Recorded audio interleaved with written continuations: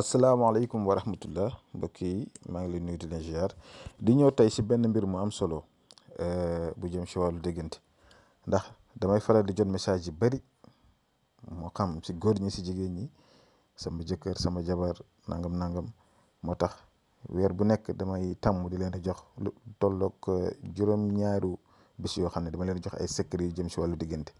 moo bëgg nag ngeen koy def si anam bu rafet comme nu ma leen koy faral di waxee rek. dee leen koy def si anam bu rafet dee leen ko def si anam tam bu neex yàlla te ne nekk farata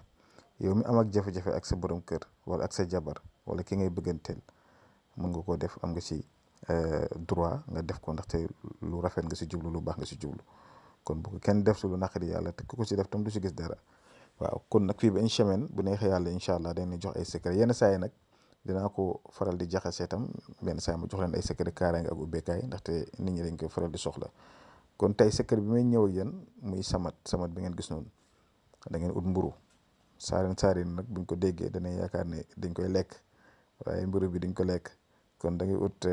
bopp mburu nga bind image bi nekk ci sa ndeyjoor da ngay bind kun nga bind baatu samat bu ko defee bu bindee samat ba pare da ngay yaatal saat bi soo yaatee saat bi da ngay bind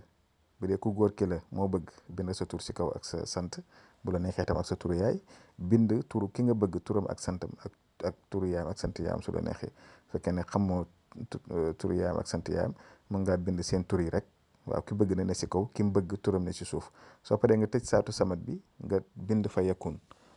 nga jël téere boobu lem ko ba mu nekk kii nga lem ko bu ko defee nga def ko si biir bopp mburu bi nga toqal si tuuti lem boo si toqalee tuuti lem bu ko defee da nga koy jël nga lëmasee ko ak morceau bi weex après nga suul ko dégg nga boo ko suulee incha allahu taala su ko defee wallahi diggante boobu nag yàlla dana si def tawfiix dana si def xéewal dana si def mbëggeel dana si def jàmm ba diggante boobu du yomba yàq ndaxte lii ana beneen façon bu ñu koy liggéey sax si boo bëggee daj nit ci kër muy moo xam sa jëkkër wala sa jabar la nga bëgg diggante bi bu mës a jeex ba ilaa yawmi diin dañ koy liggéey si samat waaye nag loolu dana si ñëw si beneen yoon waaye tey lii moo ñu taxoon a jóg jox ne leen ko ñu ngi leen di ñaan nag ngeen defee ko comme ni leen ko waxee rek lu si des yal na yàlla barkeel ko képp koo xam ne yaa ngi bëgg a seetlu tam say wàllu mbir wala nga seetlu say wàllu diggante wala nangam mu nga ñu envoyé message si numéro bu di affiché si écran bi incha allah kon ñu ngi yem fi ba suba jàmm incha allah asalaamaaleykum wa rahmatullah wa barakaatu.